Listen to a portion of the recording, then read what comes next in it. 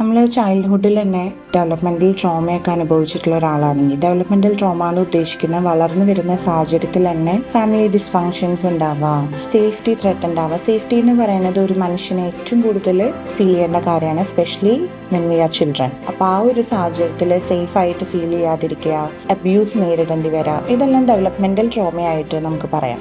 അപ്പോൾ ഇങ്ങനെ developmental trauma നേരിടുന്ന ഒരു സാഹചര്യത്തിൽ പലപ്പോഴും കുട്ടികൾക്കൊക്കെ എന്താ സംഭവിക്കാന്ന് വെച്ചാൽ അവർക്ക് ചെറുപ്പത്തിൽ തന്നെ ഒരു മുതിർന്ന ആളുടെ റോൾ എടുക്കേണ്ടി വരും. പ്രത്യേകിച്ച് ഒരു ആബ്സെന്റ് പാരന്റ് ഒക്കെ ഉണ്ടാവാണ്, അല്ലെങ്കിൽ ഇപ്പോൾ അമ്മ ഭയങ്കര വീക്കാണ്. അപ്പോൾ ചിലപ്പോൾ കുട്ടികൾ ആ ഒരു അഡൽട്ടിന്റെ റോൾ എടുക്കും വളരെ ചെറുപ്പത്തിൽ തന്നെ. അങ്ങനെയുള്ള ആളുകൾ വളർന്നു വരുമ്പം അവർ കുട്ടികളാവാൻ ചിലപ്പോൾ ശ്രമിക്കും. അവരുടെ കുട്ടിത്തം നഷ്ടപ്പെട്ടു പോയ ആ കാര്യങ്ങളെല്ലാം നേടിയെടുക്കാനായിട്ട് ഒരുപാട് ട്രൈ ചെയ്യും. അല്ലെങ്കിൽ അവർക്ക് എന്താണോ ചൈൽഡ്ഹുഡിൽ അവർ മിസ്സായത് അത് സംഭവം അഡൽട്ട് ലൈഫിൽ അവർ ഗെയിൻ ചെയ്യാനായിട്ട് ശ്രമിക്കും. പക്ഷെ ആ ശ്രമിക്കുന്നത് അഡൽട്ട് ലൈഫിൽ വരുമ്പം അത് ചിലപ്പം എല്ലാവർക്കും ക്രീപ്പി ആയിട്ടോ ക്ലിങ്കി ആയിട്ടോ ഒക്കെ ഫീൽ ചെയ്യാനുള്ള സാധ്യതകളുണ്ട്. സോ നിങ്ങൾ നിങ്ങളുടെ തന്നെ ചൈൽഡ്ഹുഡിനെ ഡിസ്റിഗാർഡ് ചെയ്യുന്നതിന് പകരം അതിൻ്റെ layers of shame, guilt, burden എല്ലാം മാറ്റി വെച്ചുകൊണ്ട് നിങ്ങളെ തന്നെ കമ്പാഷനേറ്റ് ആയിട്ടൊന്ന് നോക്കുക.